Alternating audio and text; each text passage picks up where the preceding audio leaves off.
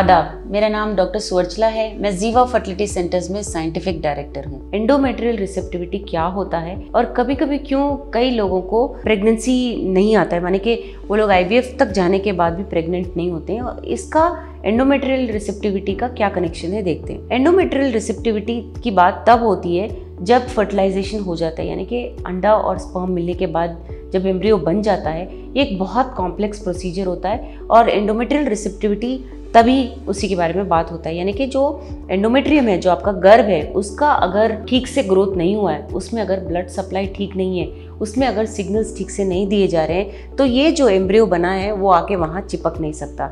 250 gene से ज़्यादा अभी हमने रिसर्चर्स ने बताया है कि इस प्रोसेस से एसोसिएटेड है, यानी कि जब एम्ब्रियो बन जाता है और जब एंडोमेट्रियम रेडी होता है, ये जीन्स अपने सिग्नल्स के कमाल से एम्ब्रियो को गर्भ में चिपकाने के लिए बहुत महत्वपूर्ण होते हैं। तो ये बात जान लेना जरूरी है कि एंडोमेट्रियल रिसेप्टिविटी का और इम्प्लांटेशन का, यानी कि एम्ब्रियो चिपकने का क्या महत्व है। बेसिकली ऐसा होता है कि हर चीज एक ऑर्केस्ट्रा की तरह चलता है, जैसे कि हर एक म्यूजिक में सारे यंत्रों का इस्तेमाल होता है, इंस्ट्रूमेंट्स का, वैसे होता है। जैसे अंडा रिलीज होता है, ईस्ट्रोजन और एलएच ज्यादा होने पर ये रिलीज होता है, और जब अंडा रिलीज होता है तो करेक्ट टाइम पे स्पर्म्स का वहां रहना, उसे फर्टिलाइज करना। जब अंडा रिलीज हो जाता है तो एक और हार्मोन, प्रोजेस्टेरोन नामक हार्मोन रिलीज होता है, जिसके कारण ब्लड सप्लाई यूट्रस को ज्यादा होता है। और अगर इस ऑर्केस्ट्रा में कहीं भी कुछ प्रॉब्लम आ गया है, जैसे कि एलएच ठीक से नहीं रहा, तो ओव्यूलेट नहीं होगा, अंडा ठीक से रिलीज नहीं होगा, और अगर प्रोजेस्टेरोन रिलीज नहीं हुआ तो गर्भ का लाइनिंग जो है वो बढ़ेगा नहीं। इन सब में कहीं भी अगर कुछ प्रॉब्लम होता है तो एम्ब्रियो के चिपकने में थोड़ा सा प्रॉब्लम हो सकता है। कई लोगों को थिन एंडोमेट्रियम है, इसीलिए तुमको प्रेगनेंसी नहीं हो रही है कहा जाता है डॉक्टर्स के द्वारा।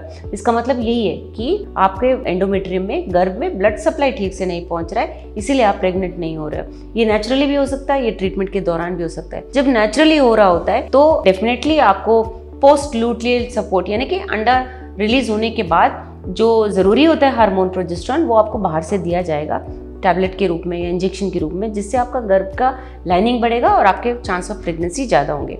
अगर आप ट्रीटमेंट करा रहे हो, जैसे IUI हो गया, IVF हो गया, इस दौरान भी आपको ये प्रॉब्लम हो सकता है। तब अवश्य डॉक्टर ये ट्रैक कर रहे होते हैं कि चलो एम्ब्रियो बन रहा है अभी लेबोरेटरी में, या आपने IUI कराया, अगर एग रिलीज हो गया है देख रहे होते हैं, और अगर फिर भी गर्भ नहीं बढ़ रहा है तो आपको प्रोजेस्टेरोन सपोर्ट दिया जाएगा, जिससे जब ये एम्ब्रियो गर्भ में डाला जाएगा या आप ट्राई करोगे IUI के द्वारा, गर्भ एकदम परफेक्ट कंडीशन में रहेगा, ताकि ये एम्ब्रियो चिपकने के चांसेस ज़्यादा होंगे। कई लोगों को फाइब्रॉइड्स हो सकते हैं, पॉलिप्स हो सकते हैं, एडिनोमायोसिस हो सकता है, एंडोमेट्रियोसिस हो सकता है। इन लोगों को भी गर्भ ठीक से ना बढ़ने के प्रॉब्लम्स होते हैं, या अगर कई जगहों में फाइब्रॉइड्स हो तो वहाँ पे ब्लड सप्लाई ठीक नहीं होने के कारण एंडोमेट्रियम ठीक नहीं होने का प्रॉब्लम इनको देखा गया है। डेफिनेटली आपको ठीक से जांच कराना चाहिए, स्कैन्स कराना चाहिए, ये क्यों हो रहा है देखना चाहिए, हार्मोनल इम्बैलेंस है क्या, या एडिनोमायोसिस जिसमें मैंने कहा अंदर कुछ गड्ढे हैं क्या गर्भ में, इन सब की वजह से क्या प्रेगनेंसी नहीं आ रहा है, गर्भ ठीक से नहीं बढ़ रहा है, दिखाकर आपको ट्रीटमेंट लेना चाहिए। आपके डॉक्टर डिसाइड करेंगे